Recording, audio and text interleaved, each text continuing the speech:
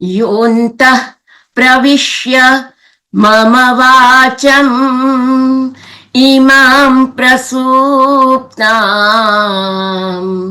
सञ्जीवयत्यखिलशक्ति धरः स्वधाम्ना अन्यांश्च हस्तचरण श्रवणत्वगादीन्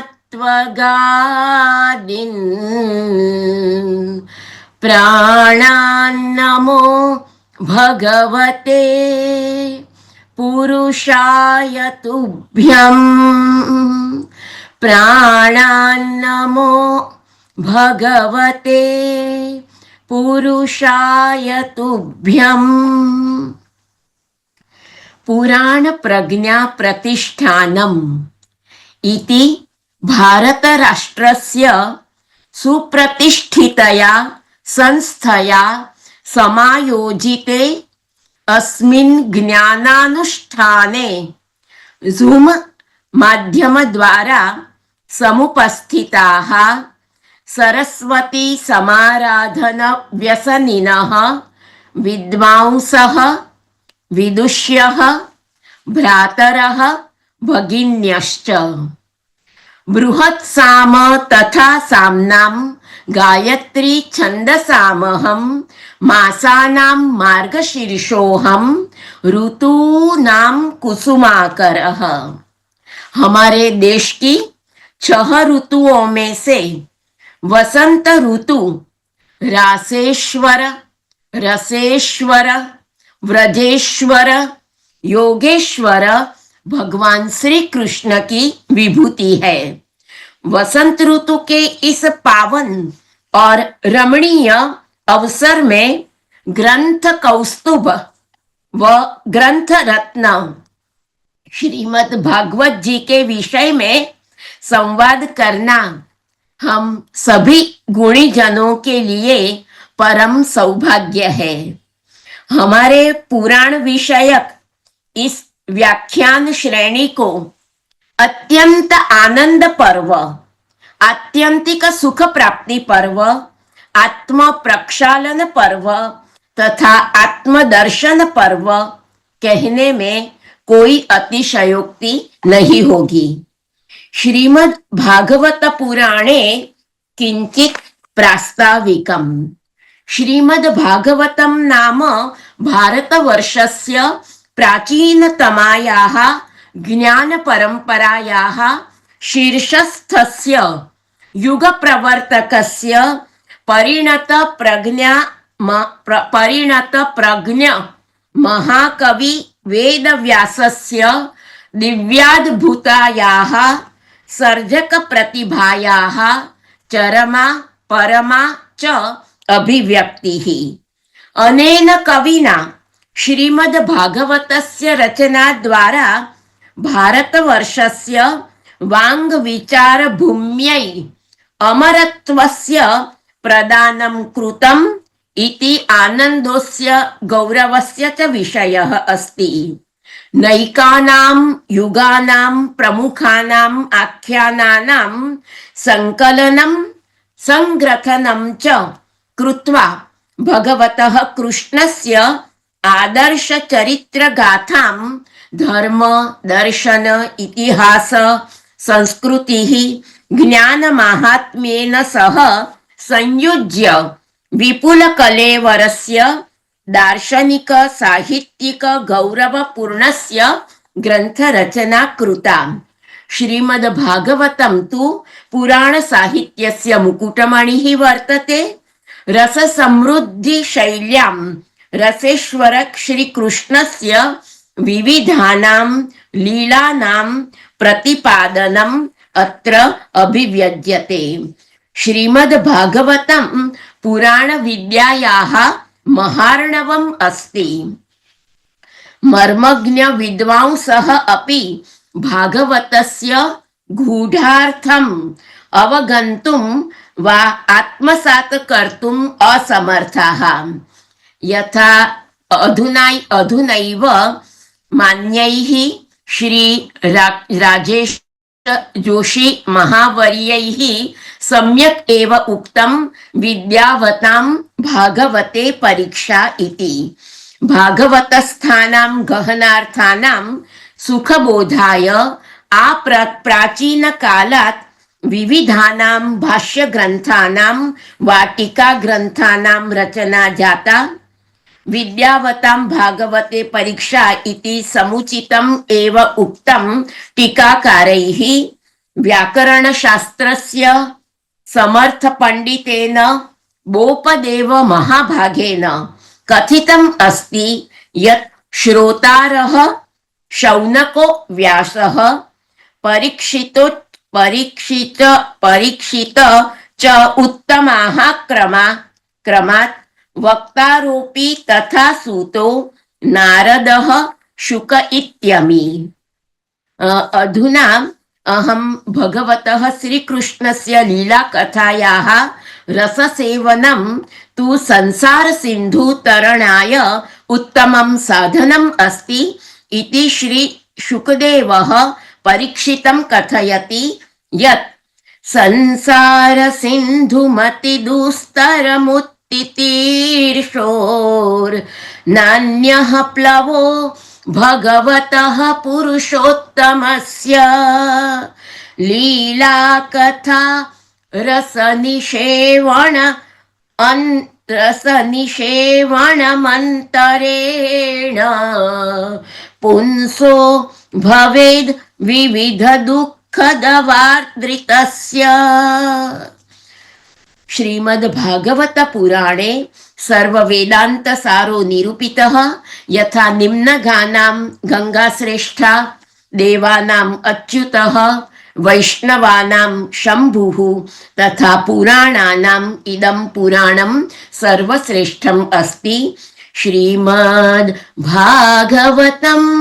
पुराणममलम् यद वैष्णवानां प्रियम् यस्मिन् पारमहंस्यमेकममलम् ज्ञानं परं गीयते।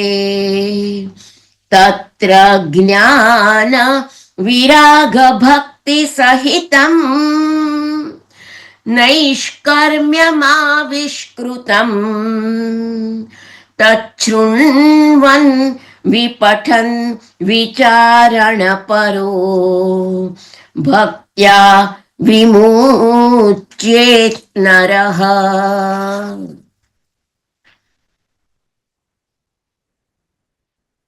अब हम जैसे कि राजेश महोदय जी ने बताया कि आज एकादश स्कंध के 16 अध्याय से प्रारंभ कर 31 अध्याय तक हम थोड़ा विहंगावलोकन करेंगे। कुल मिलाकर 44 श्लोकों में ग्रथित इस 16वें अध्याय में भगवान श्री कृष्ण की विभूतियों का वर्णन किया गया है।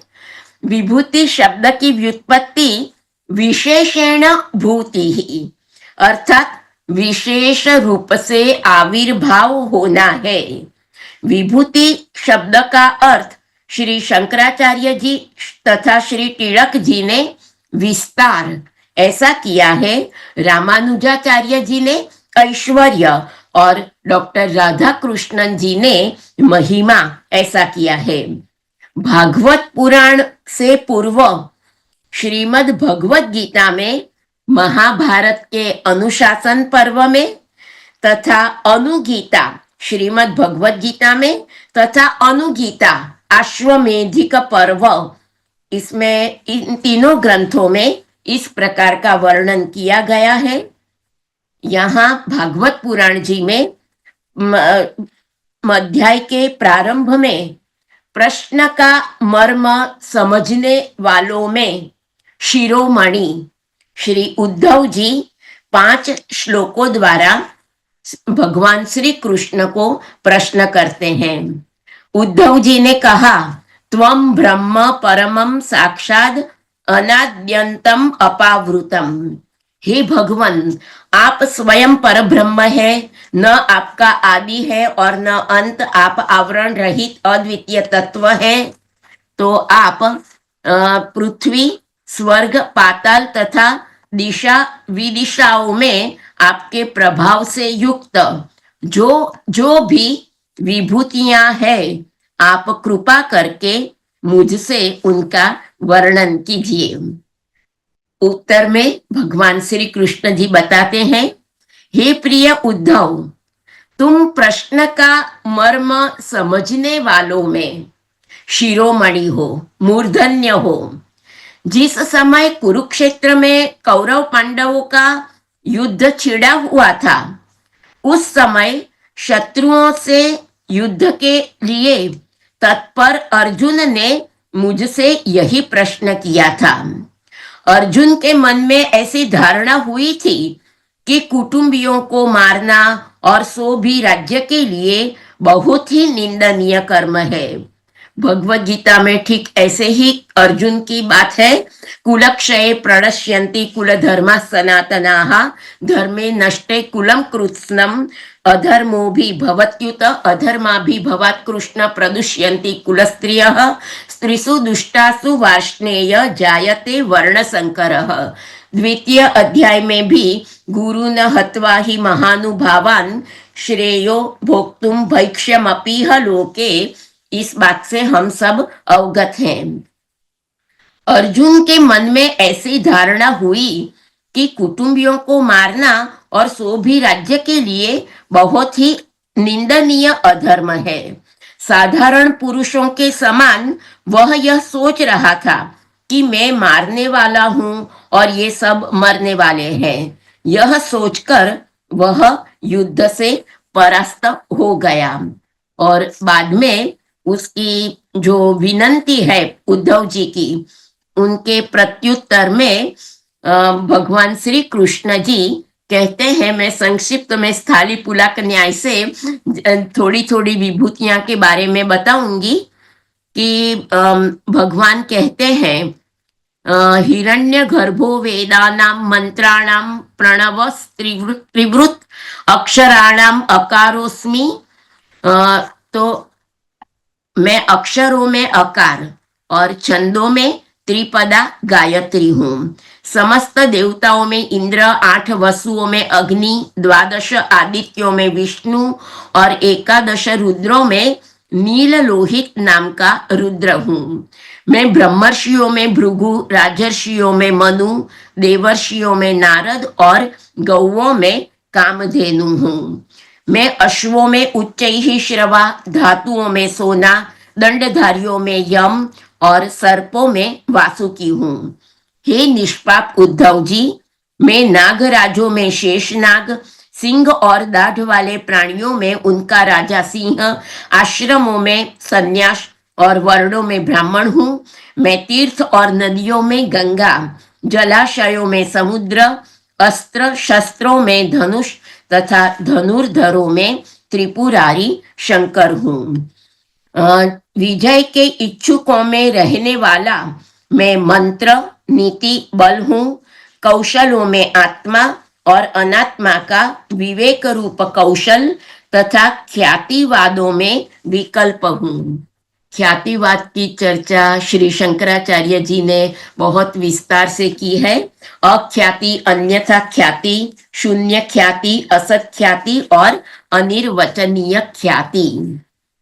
बाद में कहते हैं कि अभय के साधनों में आत्मस्वरूप का अनुसंधान हूँ। अभिप्राय गोपन के साधनों में मधुर वचन एवं मौन हूँ। ऋतुओं में वसंत ऋतु, महीनाओं में मार्गशीर्ष और नक्षत्रों में अभिजीत हूँ। यह अभिजीत नक्षत्र आषाढ़ के बाद में और श्रावण के पूर्व आता है। मैं युगों में सतयुग, विवेकियों में महर्षि देवल और असित, व्यासों में श्री कृष्ण द्वैपायन व्यास तथा कवियों में मनस्वी शुक्राचार्य हूँ। कितनी सारी विभूतियों का वर्णन श्री कृष्ण ने उद्धव के प्रश्न के समाधान स्वरूप किया है। 40वें श्लोक में वे कहते हैं कि ऐसा समझो कि जिसमें भी तेज, श्री, कीर्ति, ऐश्वर्य, लज्जा, त्याग, सौंदर्य, सौभाग्य, पराक्रम, तितिक्षा और विज्ञान आदि श्रेष्ठ गुण हो, वह मेरा ही अंश है। भगवत गीता में भी 10वें अध्याय में विभूति योग में भगवान कहते हैं कि कीर्ति ही, श्री ही, वाक् च नारीणाम स्मृतिर मेधा धृति ही क्षमा। उद्धव जी, मैंने तुम्हारे प्रश्न के अनुसार संक्षेप से विभूतियों का वर्णन किया। ये सब परमार्थ वस्तु नहीं है, मनोविकार मात्र है। हम जाते हैं, अब प्रस्थान करते हैं। 17 वर्णाश्रम धर्म का निरूपण करने वाले इस 17वें अध्याय में 58 श्लोक है। प्रथम श्लोक से 7वें श्लोक तक उद्धव जी के प्रश्न हैं। भक्त शिरोमणि उद्धव जी ने भगवान से प्रश्न किया कि आप समस्त धर्मों के मर्मज्ञ है, इसलिए हे प्रभु, आप उस धर्म का वर्णन कीजिए जो आपकी भक्ति प्राप्त कराने वाला है, और यह भी बतलाइए कि किसके लिए उसका कैसा विधान है। भगवान श्री कृष्ण जी ने कहा कि जिस समय इस कल्प का प्रारंभ हुआ था और पहला सत्य युग चल रहा था, उस समय सभी मनुष्यों का हंस नामक एक ही वर्ण था। भगवत गीता में मात्र 4 वर्णों के धर्म बताए हैं। चातुर्वर्ण्यम मया सृष्टम गुण कर्म विभागशः। ऋग्वेद के पुरुष सूक्त में सबसे प्रथम वर्णों का उल्लेख हम देख सकते हैं। ब्राह्मणोस्य मुखमासीद बाहु राजन्यकृतः उरुतदस्य वैश्यः पद्भ्याम शूद्रः अजायत। भागवत पुराण में वर्ण धर्म और आश्रम धर्म दोनों का प्रतिपादन किया गया है।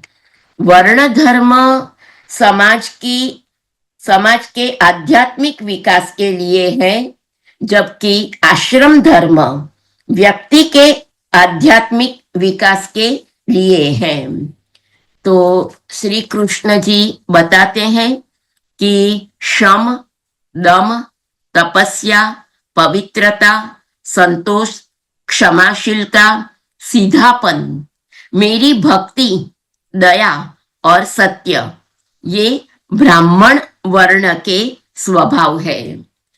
यहाँ शम के बारे में देखें तो मन को बहिर्मुख न होने देना, मनोनिग्रह, वह श्रम है। दम, इंद्रिय निग्रह। तप, कृच्छ्र चांद्रायणादिक व्रत, नियमित पवित्र भोजन, मन और इंद्रियों द्वारा प्रभु में एकाग्रता, कंसंट्रेशन, वह तप है। संतोष, जितना प्राप्त है उतने से प्रसन्नता। आर्जवम यानी कि सरलता, सहजता, विचार, वाणी और वर्तन में समानता। भक्ति, इष्ट देव का ध्यान और अनुसंधान, यह भक्ति है। दया, विश्व समस्त के प्रति करुणा का भाव। और सत्य, त्रिकाला बाधित।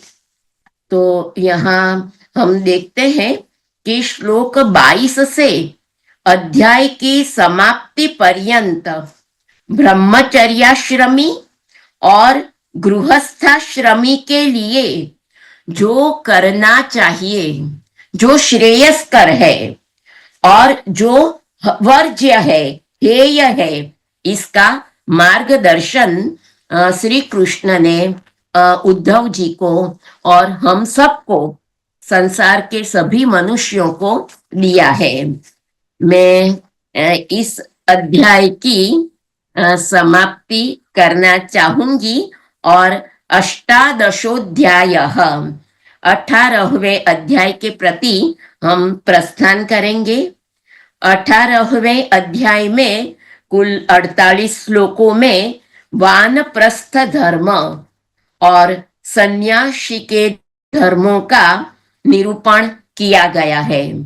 भगवान श्री कृष्ण कहते हैं कि प्रिय उद्धव, यदि गृहस्थ मनुष्य वानप्रस्थ आश्रम में जाना चाहे तो अपनी पत्नी को पुत्रों के हाथ सौंप दे अथवा अपने साथ ही ले और फिर शांत चित्त से अपनी आयु का तीसरा भाग वन में ही रहकर व्यतीत करे। उसे वन के पवित्र कंदमूल और फलों से ही शरीर निर्वाह करना चाहिए। वस्त्र की जगह वृक्षों की छाल पहने अथवा घास पात और मृग छाल से ही काम निकाल दे।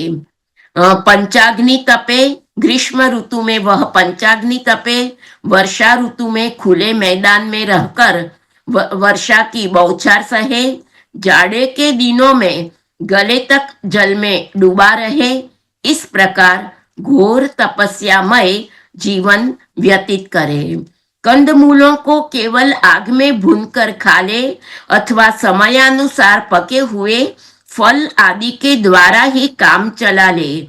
उन्हें कूटने की आवश्यकता हो तो ओखली में या शिल पर कूट ले, अन्यथा दांतों से ही चबा चबा कर खा ले।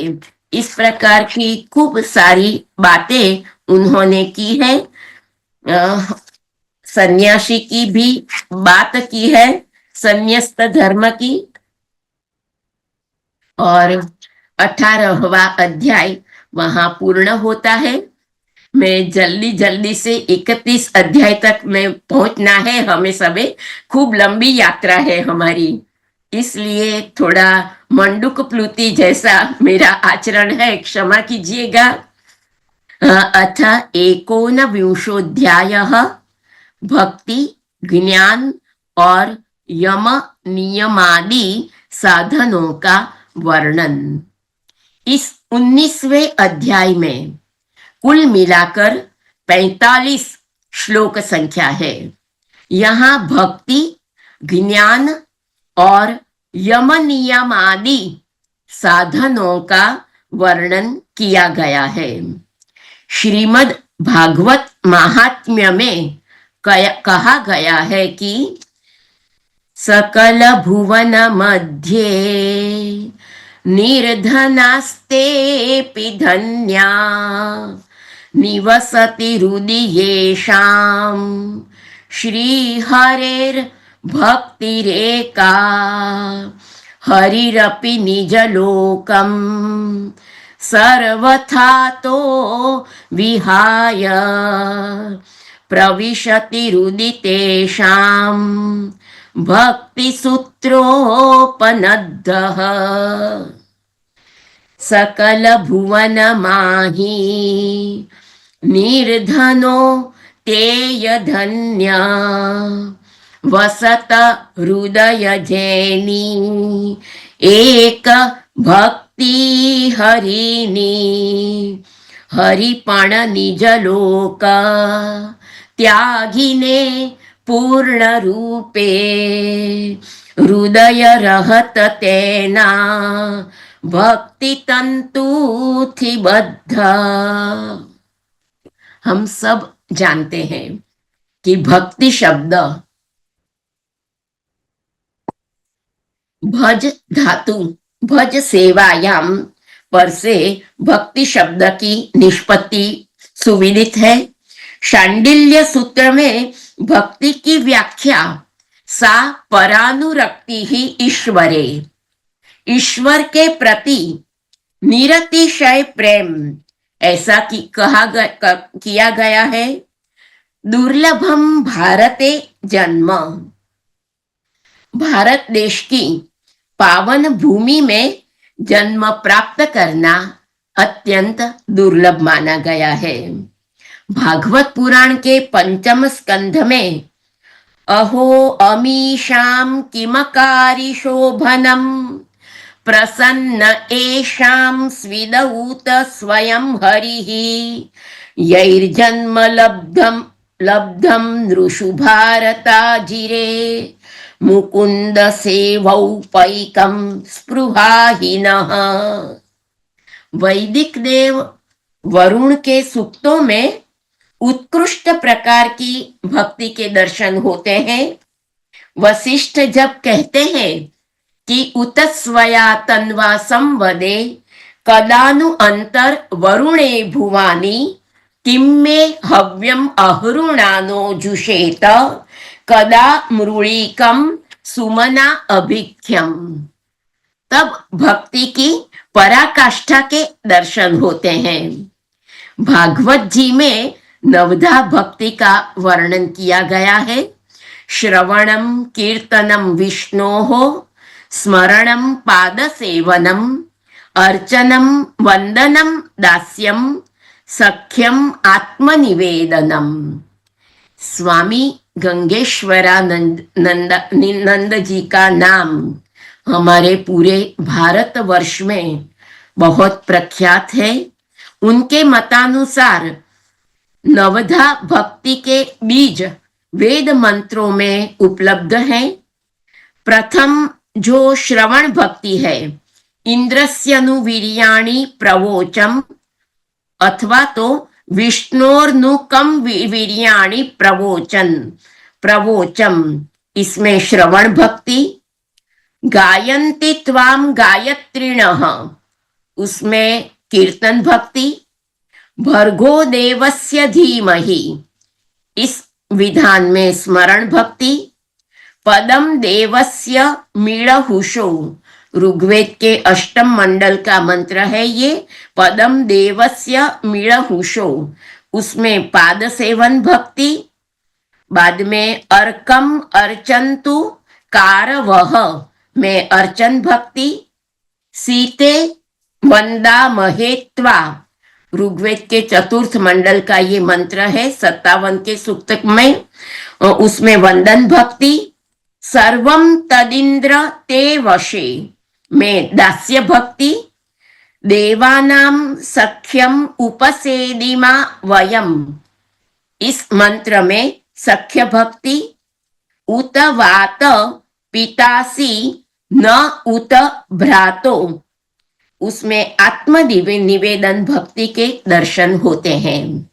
इस प्रसंग पर एक अंग्रेज भक्त कवि के शब्दों का स्मरण होता है। I asked God for a flower, he gave me A garden. I asked for a tree, he gave me a forest. I asked for a river, he gave me an ocean. I asked for a jewel, he gave me a mine. Khan, he gave me a mine. I asked for a love and he revealed himself. प्रभु अनन्यांश्चिन्तयन्तो मां ये जनाः पर्युपासते तेषां नित्याभियुक्तानां योगक्षेमो वहाम्यहम्। प्रभु की अनवरत प्रवहमाना कृपाधारा की भावपूर्ण अभिव्यक्ति हम भागवत पुराण में अत्र तत्र सर्वत्र देख सकते हैं। भागवत पुराण के 10वें स्कंध में वाणी गुणानुकथने श्रवणौ कथायां हस्तौ च कर्मसु मनस्तव पादयोर्नः स्मृत्यां शिरस्तव निवास जगत् प्रमाणे दृष्टिः सतां दर्शनेस्तु भवन्त्यनु तनूनाम्। और तव कथामृतम तत्त जीवनम कविभिरीडितम कल्मषापहम श्रवण मंगलम श्रीमदाततम भुवि गृह्णन्ति ते भूरिदा जनाः। यह इतने कितने सारे उद्धरण भक्ति के बारे में मैंने यहाँ एकत्रित किए हैं, लेकिन हम जो 19वें अध्याय में भगवान श्री कृष्ण ने कहा कि उद्धव जी, जिसने उपनिषदादि शास्त्रों के श्रवण मनन और निधिध्यासन के द्वारा आत्म साक्षात्कार कर लिया है, जो श्रोत्रिय एवं ब्रह्मनिष्ठ है, जिसका निश्चय केवल युक्तियों और अनुमानों पर ही निर्भर नहीं करता, दूसरे शब्दों में जो केवल परोक्ष ज्ञानी नहीं है, वह यह जानकर कि संपूर्ण द्वैत प्रपंच और इसकी निवृत्ति का साधन वृत्ति ज्ञान माया मात्र है, उन्हें मुझ में लीन कर दे। वे दोनों ही मुझ आत्मा में अध्यस्त है, ऐसा जान ले। उद्धव, आध्यात्मिक, आधिदैविक और आधिभौतिक, इन 3 विकारों की समष्टि ही शरीर है और वह सर्वथा तुम्हारे आश्रित है। यह पहले नहीं था और अंत में नहीं रहेगा, केवल बीच में ही दिख रहा है, इसलिए इसे जादू के खेल के समान माया ही समझनी चाहिए। इसके जो जन्मना, रहना, बढ़ना, बदलना, घटना और नष्ट होना, ये जायते अस्ति वर्धते विपरिणमते अपक्षीयते विनश्यति, ये 6 भाव विकार है, इनसे तुम्हारा कोई संबंध नहीं है। उद्धव जी ने कहा कि विश्व रूप परमात्मन, आप ही विश्व के स्वामी हैं। आपका यह वैराग्य और विज्ञान से युक्त सनातन एवं विशुद्ध ज्ञान जिस प्रकार सुदृढ़ हो जाए, उसी प्रकार मुझे स्पष्ट करके समझाइए और अपने भक्ति योग का भी वर्णन कीजिए। श्री कृष्ण ने कहा, भगवान श्री कृष्ण ने कहा, उद्धव जी, जो प्रश्न तुमने मुझसे किया है, वही प्रश्न धर्मराज युधिष्ठिर ने धार्मिक शिरोमणि भीष्म पितामह से किया था। उस समय हम सभी लोग वहां विद्यमान थे। जब भारतीय महायुद्ध समाप्त हो चुका था और धर्मराज युधिष्ठिर अपने स्वजन संबंधियों के संहार से शोक विह्वल हो रहे थे, तब उन्होंने भीष्म पितामह से बहुत से धर्मों का विवरण सुनने के पश्चात मोक्ष के साधनों के संबंध में प्रश्न किया था।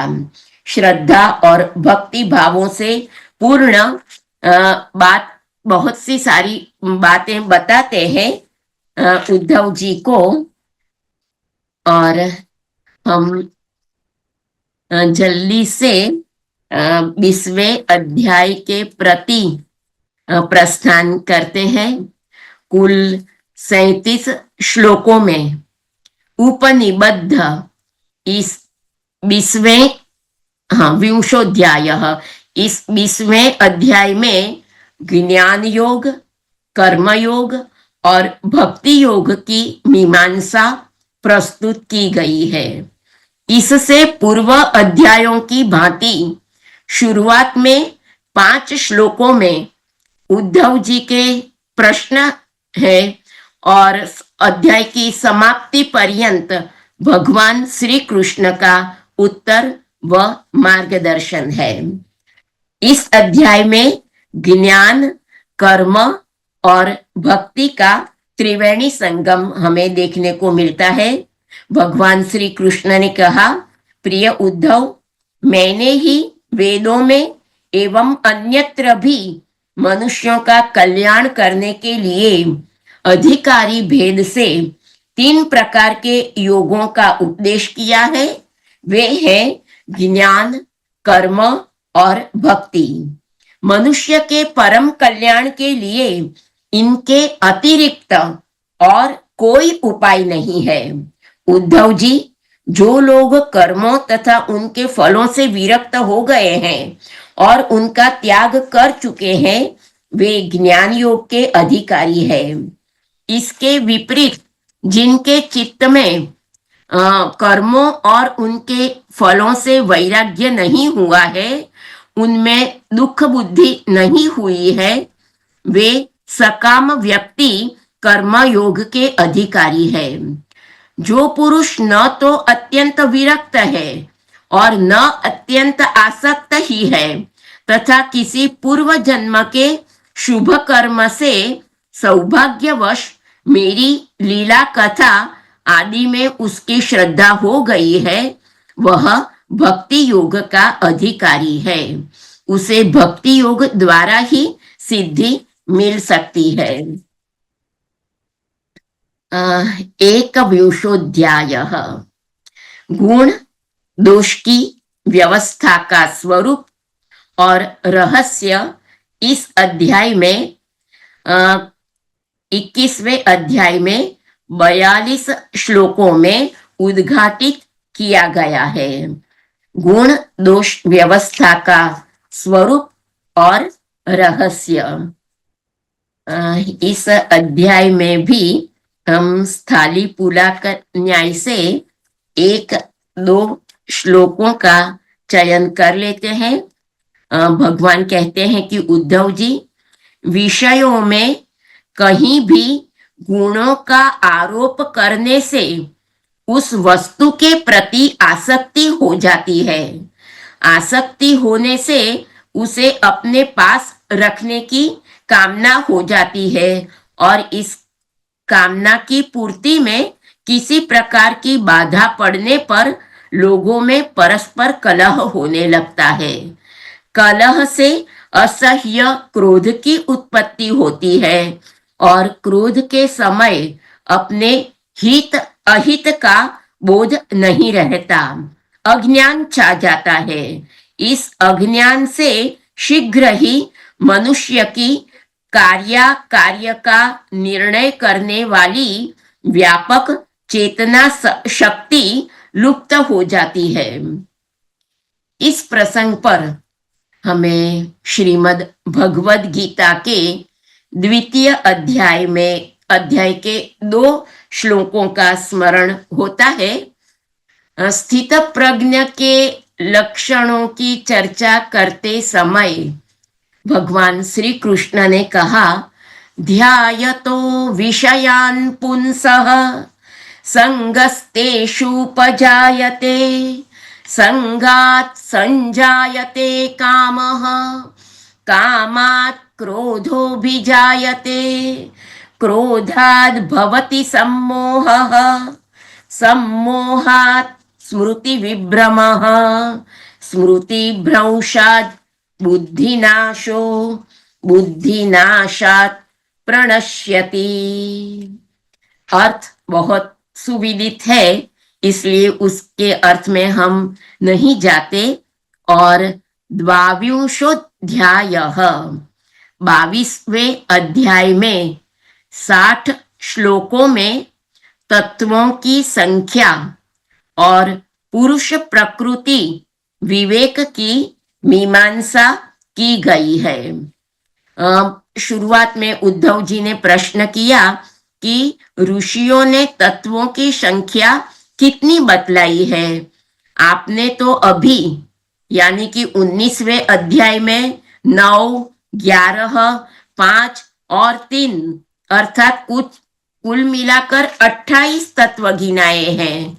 यह तो हम सुन चुके हैं, किंतु कुछ लोग 26 तत्व बतलाते हैं तो कुछ लोग 25, कोई 7, 9 और 6 स्वीकार करते हैं, कोई 4 बतलाते हैं तो कोई 11।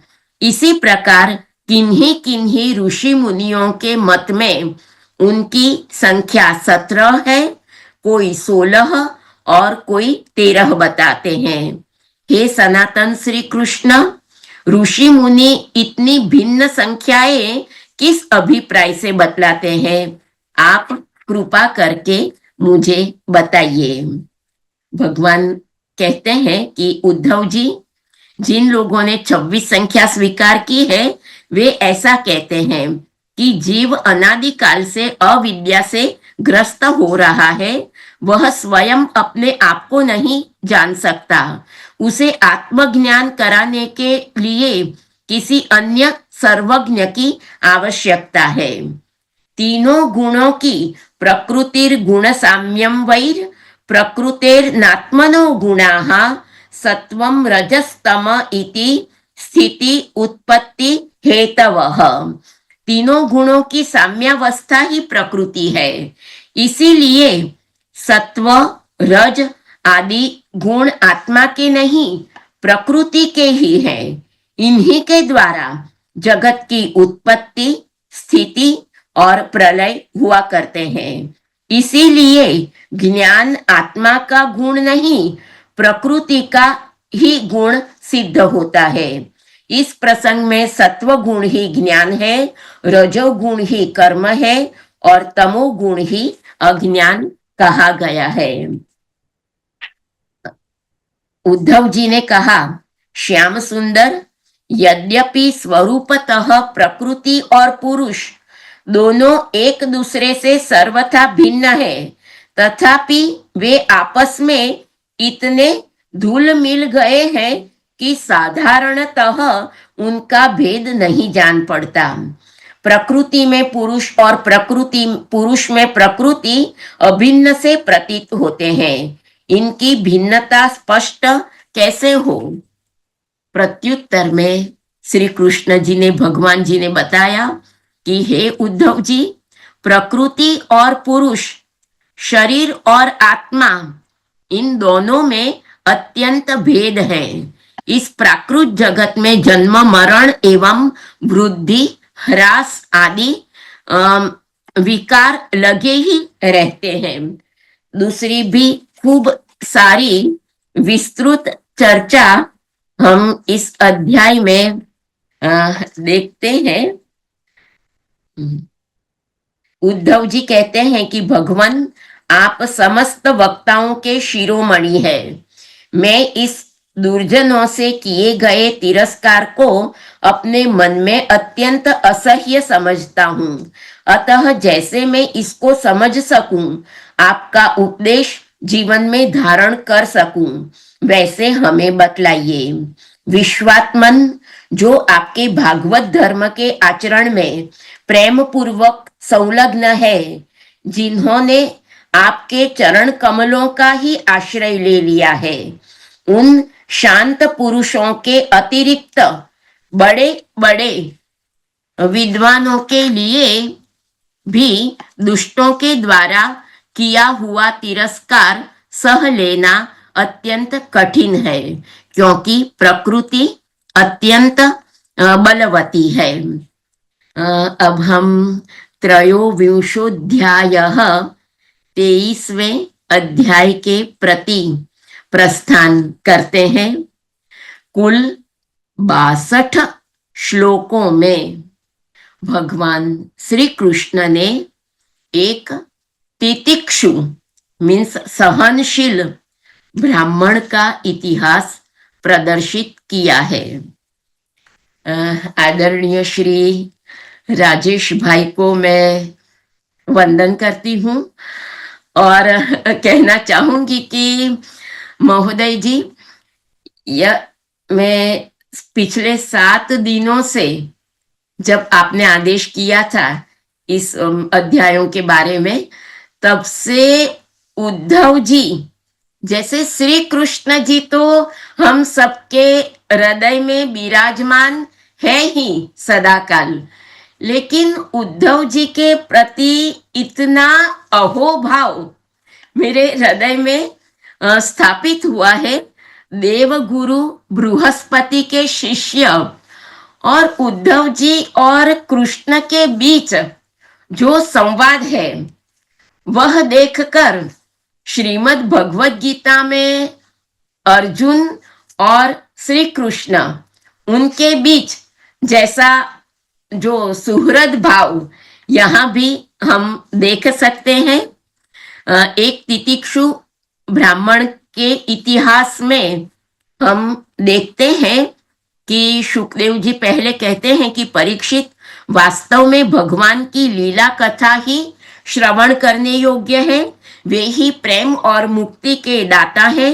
जब उनके परम प्रेमी भक्त उद्धव जी ने इस प्रकार प्रार्थना की, तब यदुवंश विभूषण श्री भगवान ने उनके प्रश्न की प्रशंसा करके उनसे इस प्रकार कहा कि देवगुरु बृहस्पति के हे शिष्य प्रिय उद्धव जी, इस संसार में प्रायः ऐसे संत पुरुष नहीं मिलते जो दुर्जनों की कटुवाणी से बिंधे हुए अपने हृदय को संभाल सके।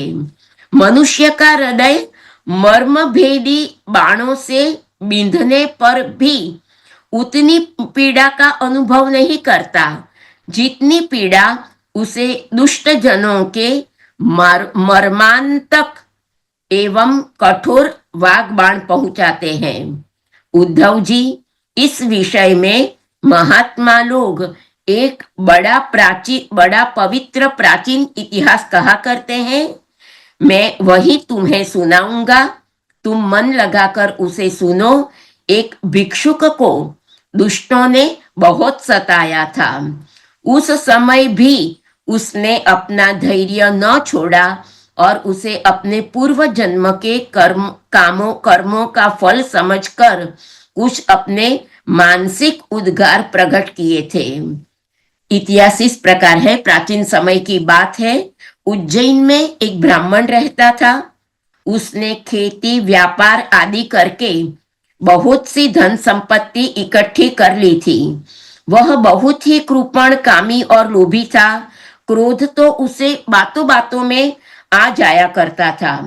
उसने अपने जाति बंधु और अतिथियों को कभी मीठी बात से प्रसन्न नहीं किया। खिलाने पिलाने की तो बात ही क्या, वह धर्म कर्म से भले घर में रहता था और स्वयं भी अपनी धन संपत्ति के द्वारा समय पर अपने शरीर को भी सुखी नहीं करता था। उसकी कृपणता और बुरे स्वभाव के कारण उसके बेटे बेटी, भाई बंधु, नौकर चाकर और पत्नी आदि सभी दुखी रहा करते थे और मन ही मन उसका अनिष्ट चिंतन किया करते थे। कोई भी उसके मन को प्रिय लगने वाला व्यवहार नहीं करता था। वह लोक परलोक दोनों से ही गिर गया था। बस यक्षों के समान धन की रखवाली ही करता था। उस धन से वह न तो धर्म कमाता था, न भोग ही भोगता था। बहुत दिनों तक इस प्रकार जीवन बिताने से उस पर पंच महायज्ञ के भागी देवता बिगड़ उठे। उदार उद्धव जी, पंच महायज्ञ के भागियों के तिरस्कार से उसके पूर्व पुण्यों का सहारा, जिसके बल से अब तक धन टिका हुआ था, वह जाता रहा और जिसे उसने बड़े उद्योग और परिश्रम से इकट्ठा किया था, वह धन उसकी आंखों के सामने नष्ट भ्रष्ट हो गया। उस ब्राह्मण का कुल धन तो उसके कुटुंबियों ने ही छीन लिया। कुछ धन चोर चुरा ले गए, कुछ आग लग जाने आदि आदि आदि दैवी कोप से नष्ट हो गया, कुछ समय के फेर से मारा गया, कुछ साधारण मनुष्यों ने ले लिया और बचा खुचा कर और दंड के रूप में शासकों ने हड़प लिया। इस प्रसंग पर हमें भर्तृहरि जी के नीति शतक का एक सुभाषित का स्मरण होता है।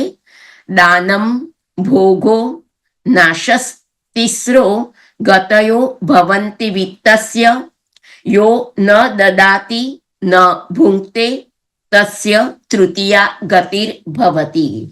धन की 3 गतियां होती है, दान, भोग और नाश। जो व्यक्ति धन को न दान करता है और न उसका भोग करता है, उसके धन की तीसरी गति होती है, दातव्यम भोक्तव्यम धन विषये संचयो न कर्तव्यः पश्येह मधुकरीणां संचितम अर्थम हरन्ति अन्ये। मधुमक्खियों द्वारा संचित धन अर्थात शहद दूसरे ले जाते हैं। पंचतंत्र में भी यह कथानक हमें प्राप्त होता है। अब वह ब्राह्मण मन ही मन कहने लगा कि बड़े खेद की बात है कि मैंने इतने दिनों तक अपने को व्यर्थ ही इस प्रकार सताया।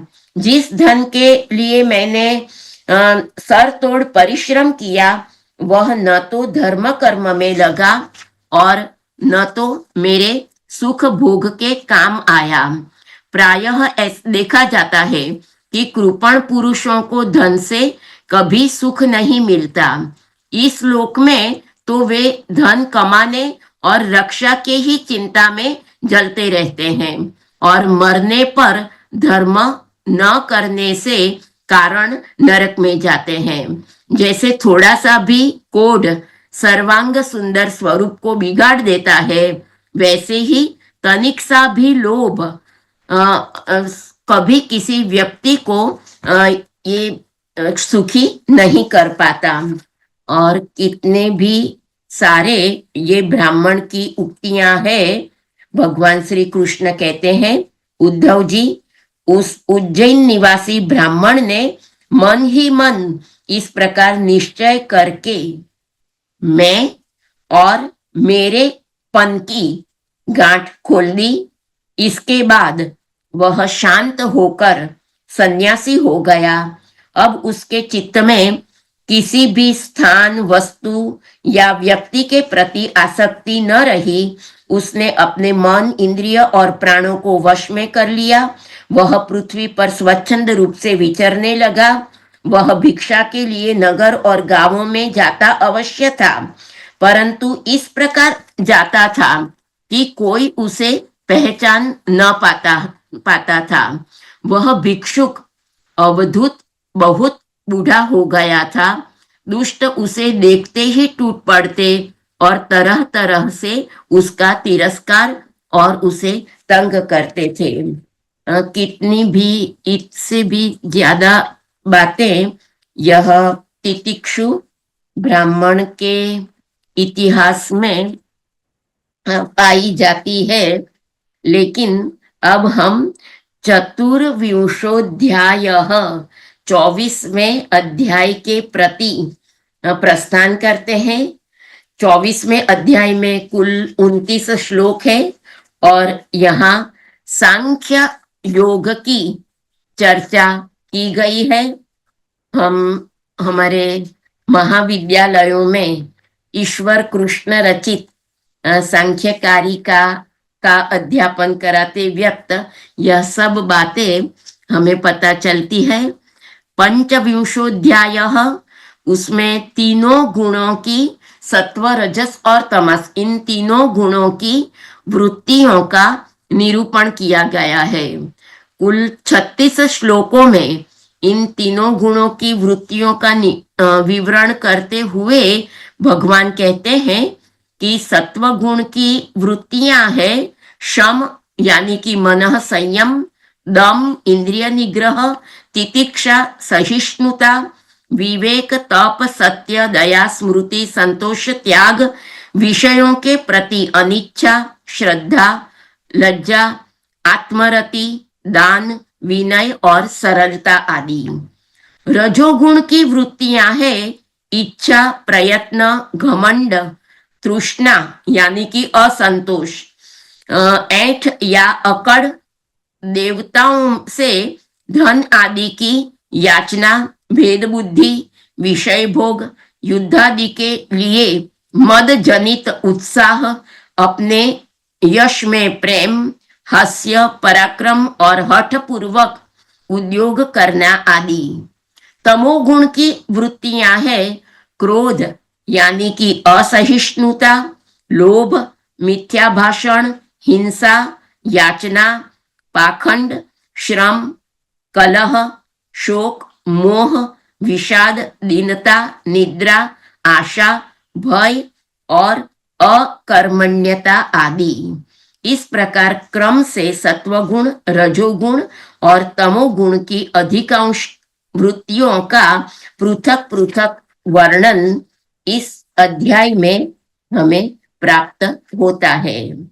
हम अब प्रस्थान करते हैं। षड्विंशोऽध्याय। इस अध्याय में कुल 34 श्लोक है। राजा पुरुरवा की वैराग्योक्ति यहाँ दर्शाई गई है।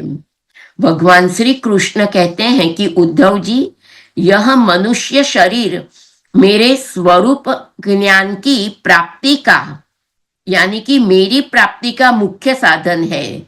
इसे पाकर जो मनुष्य सच्चे प्रेम से मेरी भक्ति करता है, वह अंतःकरण में स्थित मुझ आनंद स्वरूप परमात्मा को प्राप्त हो जाता है। हे उद्धव जी, पहले तो परम यशस्वी सम्राट इलानंदन पुरुरवा उर्वशी के विरह से अत्यंत बेसुध हो गया था। पीछे शोक हट जाने पर उसे बड़ा वैराग्य हुआ और तब उसने यह गाथा गाई।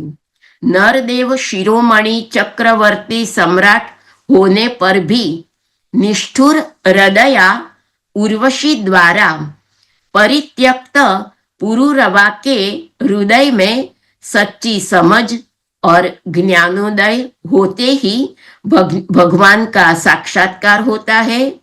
उर्वशी के लोक की स्पृहा दूर होने से वह आत्माराम होकर इस पृथ्वी पर विचरण करने लगा।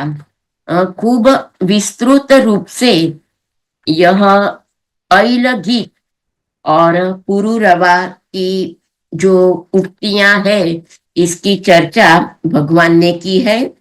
हम जाते हैं सप्तविंशोऽध्याय। 27वें अध्याय के 55 श्लोकों में हम प्रारंभ में 5 श्लोकों द्वारा भक्त शिरोमणि उद्धव जी भगवान श्री कृष्ण की परम कल्याणकारिणी आराधना के विषय में जिज्ञासा प्रकट करते हैं।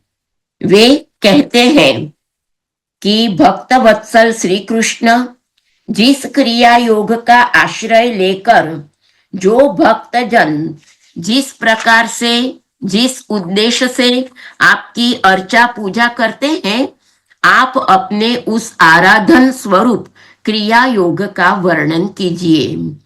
देवर्षि नारद, भगवान व्यासदेव और आचार्य बृहस्पति आदि बड़े बड़े ऋषि मुनि यह बात बार बार कहते हैं कि क्रिया योग के द्वारा आपकी आराधना ही मनुष्यों के परम कल्याण की साधना है। यह क्रिया योग पहले पहल आपके मुखारविंद से ही निकला था। आपसे ही ग्रहण करके इसे ब्रह्मा जी ने अपने पुत्र भृगु आदि महर्षियों को और भगवान शंकर ने अपनी अर्धांगिनी भगवती पार्वती जी को उपदेश किया था। हे मर्यादा रक्षक प्रभो, यह क्रिया योग ब्राह्मण, क्षत्रिय आदि वर्णों और ब्रह्मचारी, गृहस्थ आदि आश्रमों के लिए भी परम कल्याणकारी है। मैं तो ऐसा समझता हूँ कि स्त्री शूद्रादि के लिए भी यही सबसे श्रेष्ठ साधना पद्धति है।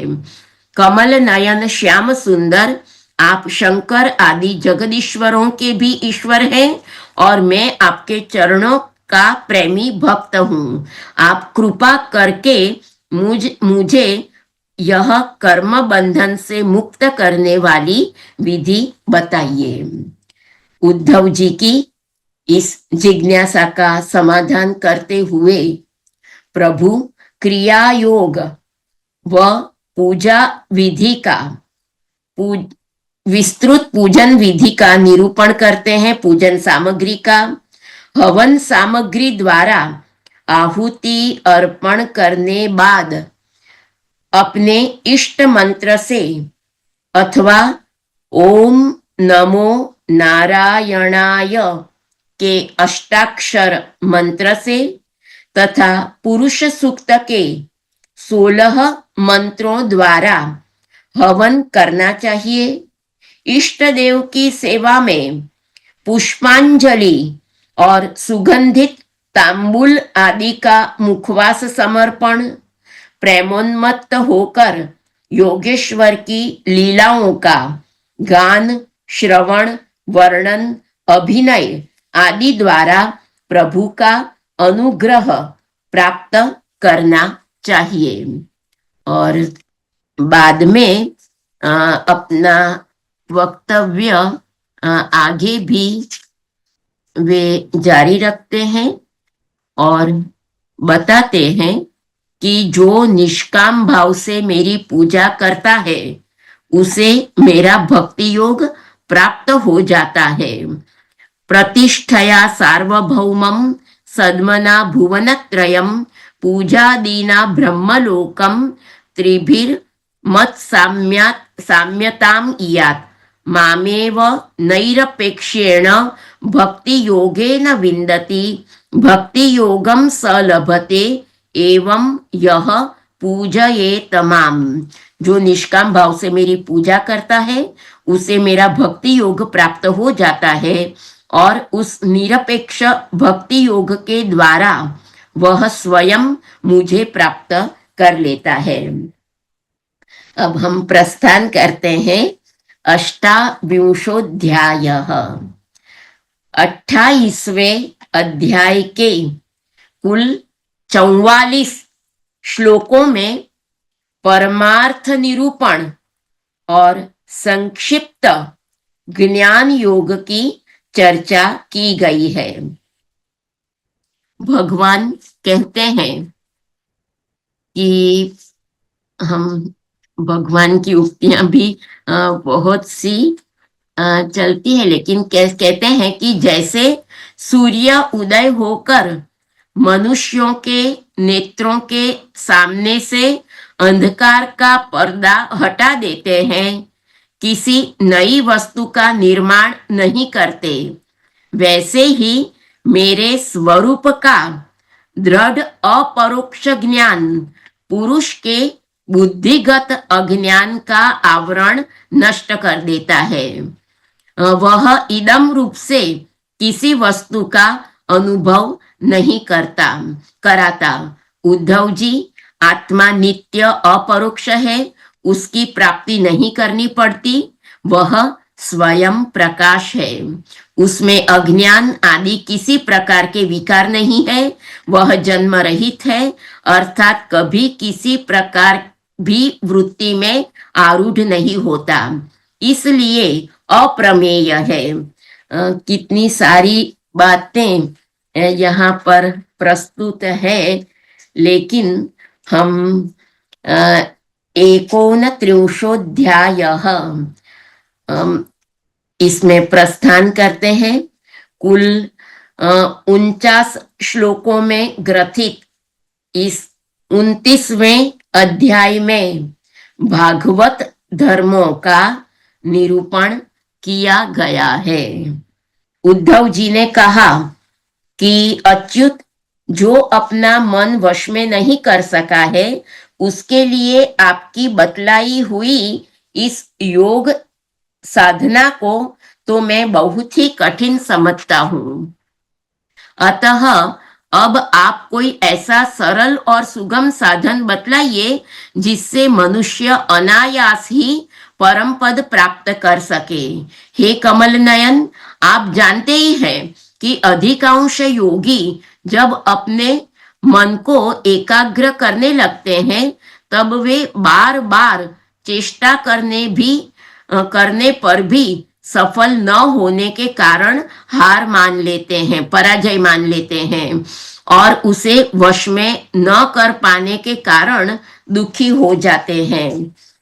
तो इस प्रसंग पर भगवान कहते हैं कि हे प्रिय उद्धव, अब मैं तुम्हें अपने उन मंगलमय भागवत धर्मों का उपदेश करता हूँ, जिनका श्रद्धापूर्वक आचरण करके मनुष्य संसार रूप दुर्जय मृत्यु को अनायास ही जीत लेता है।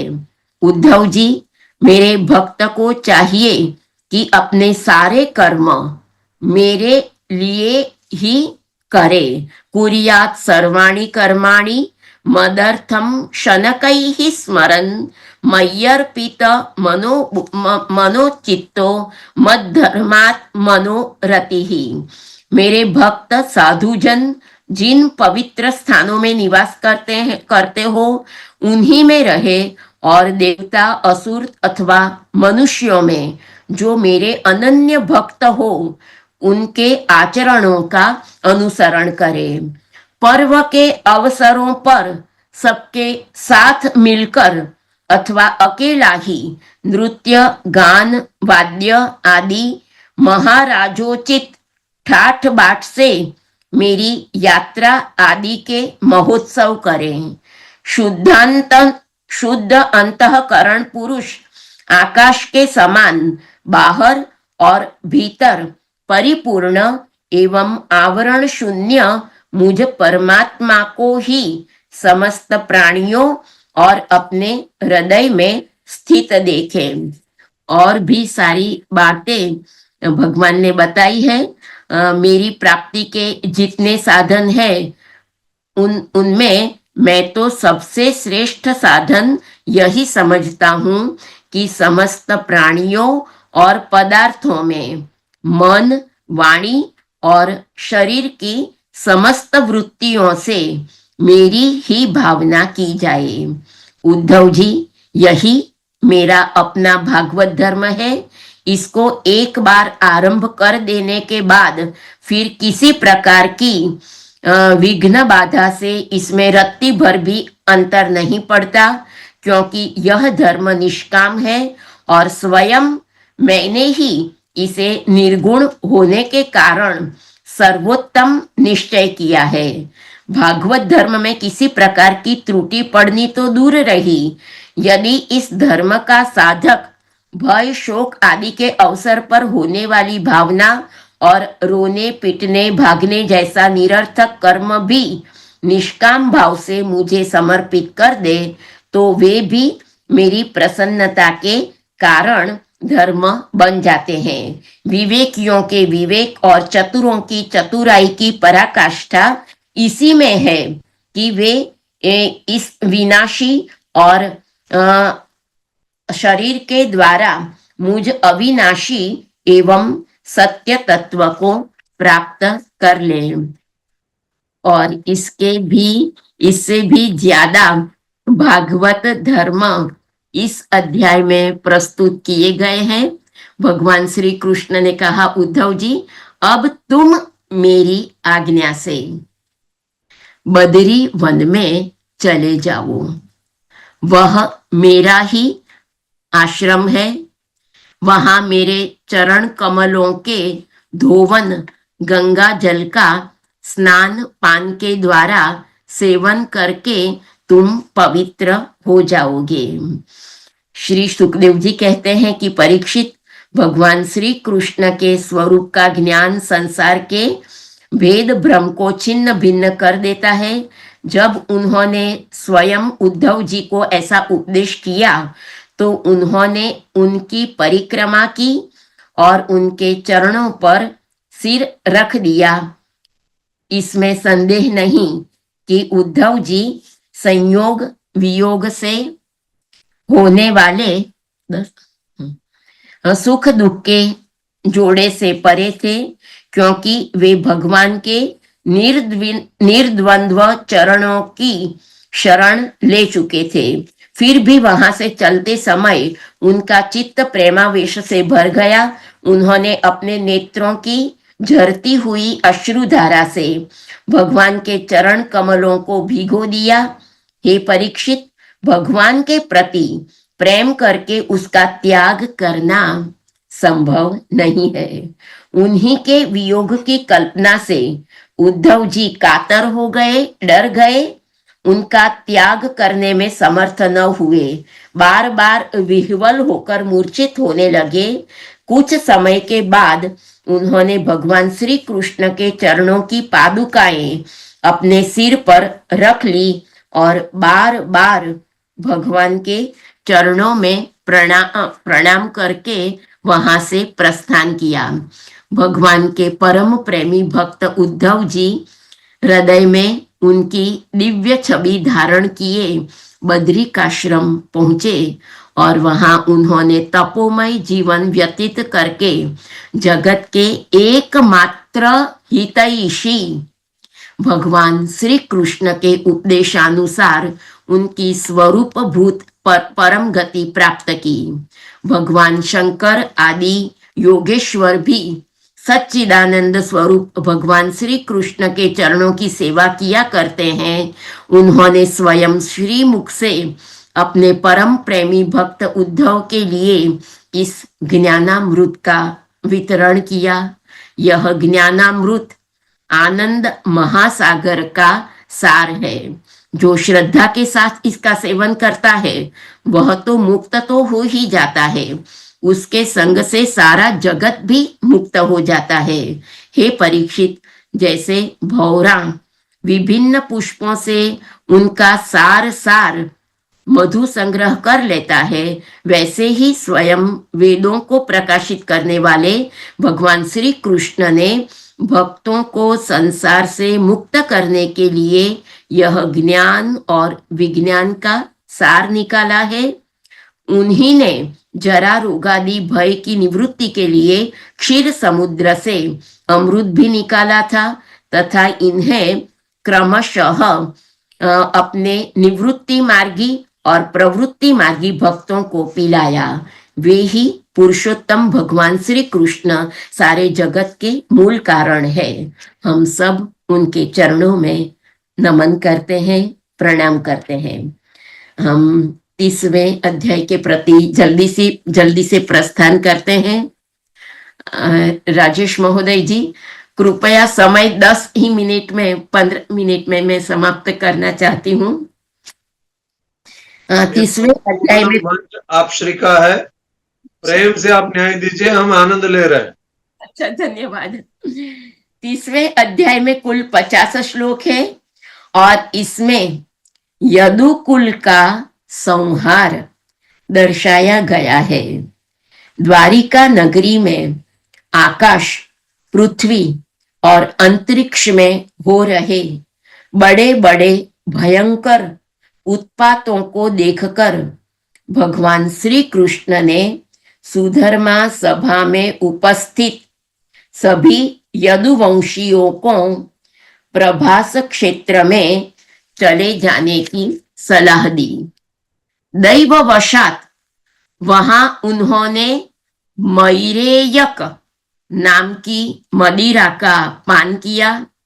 वे आपस में उत्तेजनापूर्वक कोपपूर्वक युद्ध करने लगे।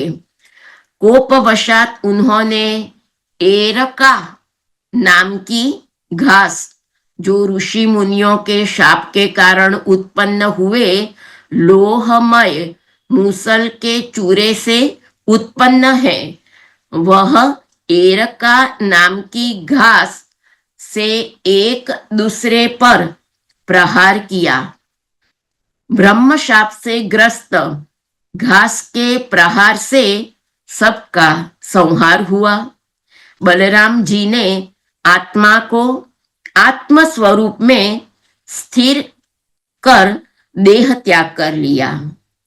जरा नामक बहेलिया यानी कि शिकारी ने अनजाने में भगवान श्री कृष्ण के चरण को हरिण समझकर बींध दिया। उसी वक्त दारुक, जो श्री कृष्ण भगवान श्री कृष्ण के रथ का सारथी है, वह दारुक वहां पर आया। भगवान ने उसे द्वारिका जाकर यह सब वृत्तांत सभी को बताने की और परिवार के साथ इंद्रप्रस्थ गमन करने की बात की। यह भी बड़ा विस्तृत प्रसंग है, लेकिन मैं इसे भी थोड़ा संक्षिप्त करना चाहूंगी कि हे दारुक, तुम मेरे द्वारा उपदिष्ट भागवत धर्म का आश्रय लो और ज्ञान निष्ठ होकर सबकी उपेक्षा कर दो तथा इस दृश्य को मेरी माया की रचना समझकर शांत हो जाओ। भगवान का यह आदेश पाकर दारुक ने उनकी परिक्रमा की और उनके चरण कमल अपने सिर पर रखकर बारंबार प्रणाम किया। तदनंतर वह उदास मन से द्वारिका के लिए चल पड़ा। हम एकादश स्कंध के अंतिम अध्याय 31 31वें अध्याय में प्रस्थान करते हैं। इस अध्याय में 28 श्लोकों में श्री भगवान के स्वधाम गमन का वृत्तांत देखने को मिलता है। श्री सुखदेव जी कहते हैं कि परीक्षित, दारुक के चले जाने पर ब्रह्मा जी, शिव पार्वती, इंद्रादि लोकपाल, मरीचि आदि प्रजापति, बड़े बड़े ऋषि मुनि, पितर, सिद्ध, गंधर्व, विद्याधर, नागचारण, यक्ष, राक्षस, किन्नर, अप्सराएं तथा गरुड़ लोक के विभिन्न पक्षी अथवा मैत्रेय आदि ब्राह्मण भगवान श्री कृष्ण के परम धाम प्रस्थान को देखने के लिए बड़ी उत्सुकता से वहां आ पधारे। वे सभी भगवान श्री कृष्ण के जन्म और लीलाओं का गान अथवा वर्णन कर रहे थे। उनके विमानों से सारा आकाश भरसा गया था। वे बड़ी भक्ति से भगवान पर पुष्पों की वर्षा कर रहे थे। सर्वव्यापक भगवान श्री कृष्ण ने ब्रह्मा जी और अपने विभूति स्वरूप देवताओं को देखकर अपने आत्मा को स्वरूप में स्थित किया और कमल के समान नेत्र बंद कर लिए। भगवान का श्री विग्रह उपासकों के ध्यान और धारणा का मंगलमय आधार और समस्त लोकों के लिए परम रमणीय आश्रय है।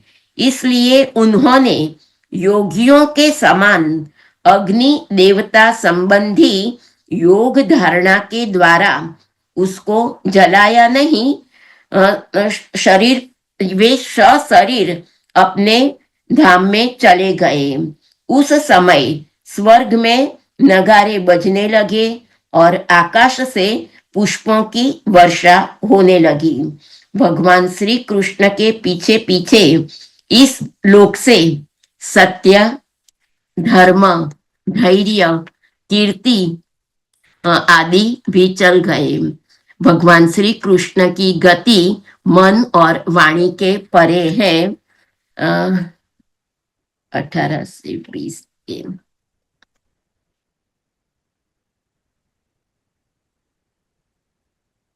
इधर दारुक भगवान श्री कृष्ण के विरह से व्याकुल होकर द्वारका आया और वसुदेव जी तथा उग्रसेन के चरणों पर गिर गिर कर उन्हें आंसुओं से भिगोने लगा।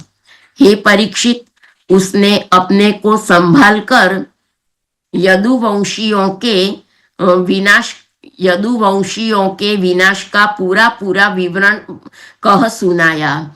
उसे सुनकर लोग बहुत ही दुखी हुए और मारे शोक के मूर्छित हो गए। भगवान श्री कृष्ण के वियोग से विह्वल होकर वे लोग सिर पीटते हुए वहां तुरंत पहुंचे जहां उनके भाई बंधु निष्प्राण होकर पड़े हुए थे। देवकी, रोहिणी और वसुदेव जी अपने प्यारे पुत्र श्री कृष्ण और बलराम जी को न देखकर शोक की पीड़ा से बेहोश हो गए। उन्होंने भगवद विरह से व्याकुल होकर वहीं अपने प्राण छोड़ दिए। स्त्रियों ने अपने अपने पतियों के शव पहचान कर उन्हें हृदय से लगा लिया और उनके साथ चिता पर बैठकर भस्म हो गई। बलराम जी की पत्नियां उनके शरीर को, वसुदेव की पत्नियां उनके शव को और भगवान की पुत्र वधुएं अपने पतियों की लाशों को देखकर अग्नि में प्रवेश कर गई। भगवान श्री कृष्ण की रुक्मिणी आदि पटरानियां उनके ध्यान में मग्न होकर अग्नि में प्रविष्ट हो गई। अर्जुन अपने प्रियतम और सखा भगवान श्री कृष्ण के विरह से पहले तो अत्यंत व्याकुल हो गए और बाद में फिर उन्होंने उन्हीं के गीतोक्त गीता में कहे गए सद उपदेशों का स्मरण करके अपने मन को संभाला। यदुवंश के मृत व्यक्तियों में जिनको कोई पिंड देने वाला न था, उनका श्राद्ध अर्जुन ने क्रमशः विधि पूर्वक करवाया। भगवान के न रहने पर समुद्र ने एकमात्र भगवान श्री कृष्ण का निवास स्थान छोड़कर एक ही क्षण में सारी द्वारिका डुबो दी। भगवान श्री कृष्ण वहां अब भी सदा सर्वदा निवास करते हैं। वह स्थान स्मरण मात्र से ही सारे पाप तापों का नाश करने वाला और सर्व मंगलों को भी मंगल बनाने वाला है।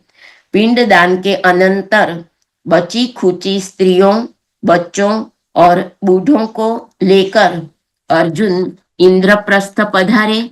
वहां सबको यथा योग्य बसाकर अनिरुद्ध के पुत्र वज्र का, श्री कृष्ण का पुत्र प्रद्युम्न और प्रद्युम्न का पुत्र अनिरुद्ध और अनिरुद्ध का पुत्र वज्र का राज्याभिषेक कर दिया। हे राजन, तुम्हारे दादा युधिष्ठिर आदि पांडवों को अर्जुन से ही यह बात मालूम हुई कि यदुवंशियों का संहार हो गया है। तब उन्होंने अपने वंशधर तुम्हें राज्य पद पर अभिषिक्त करके हिमालय की वीर यात्रा की। मैंने तुम्हें देवताओं के भी आराध्य देव भगवान श्री कृष्ण की जन्मलीला और कर्मलीला सुनाई। जो मनुष्य श्रद्धा के साथ इसका कीर्तन करता है वह समस्त पापों से मुक्त हो जाता है। जो मनुष्य इस प्रकार भक्त भयहारी निखिल सौंदर्य माधुर्य निधि श्री कृष्णचंद्र के अवतार संबंधी रुचिर पराक्रम और इस श्रीमद् भागवत महापुराण में तथा दूसरे पुराणों में वर्णित परमानंदमयी बाल लीला, कैशोर लीला आदि का संकीर्तन करता है, वह परमहंस मुनिंद्रों के अंतिम प्राप्तव्य श्री कृष्ण के चरणों में पराभक्ति प्राप्त करता है। यहाँ जो परमहंस की बात की, हम श्रीमद् भागवत के प्रथम स्कंध से देखें तो यहाँ तक परमहंसों के उच्चावच चरित्रों का प्रतिपादन हम देख सकते हैं। शुकदेव जी, कपिल, विदुर जी, मैत्रेयी जी, ध्रुव, जो प्रारंभ में हमने योन्तः प्रविश्य मम वाचम, और बाद में सती, शंकर, जड़, भरत, नारद, व्यास, अंगिरा, प्रहलाद, बलि, अम्बरीश, रुक्मिणी और सुदामा, दत्तात्रेय, उद्धव जी, गोपियां आदि परम हंस ही है। इति श्रीमद् भागवते महापुराणे वैयासिक्यां अष्टादश साहस्र्यां पारमहंस्यां संहितायां एकादश स्कन्धे 31 समाप्तः। हरिः ओम। मैं इस मंच पर मेरे को यह स्वाध्याय का निमित्त बनाने वाले परम आदरणीय भागवत मूर्ति और विद्वत पुंगव भागवत प्रेमी श्री राजेश महोदय जी को प्रणाम करती हूँ। इस मंच पर उपस्थित शिवांग भाई, आदरणीय श्री नरेंद्र भाई पंड्या जी, और सहदेव भाई, भाव प्रकाश भाई, रीटा बेन त्रिवेदी और अर्चना जी, सबको मेरे कोटि कोटि प्रणाम, धन्यवाद। धन्यवाद।